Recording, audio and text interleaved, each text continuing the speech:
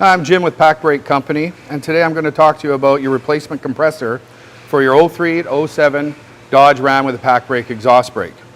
Now, when you have your compressor now is sitting like this on your motor, that's what you're going to have. When you get your replacement compressor, it's going to come like this. So it's a little different. Some people get confused, think they got the wrong compressor. You don't. This is what you're going to do. On your new compressor, you're going to remove these two end brackets on each side. Once those are removed, you're going to put your compressor like that. Now it looks the same. On your old compressor, what you're going to do is remove it from the brackets that are mounted to the top of the motor, replace all these components onto the new compressor, mount it on the new bracket, and that's it.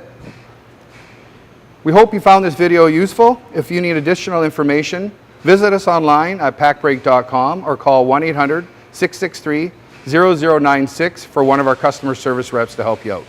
Thanks for watching.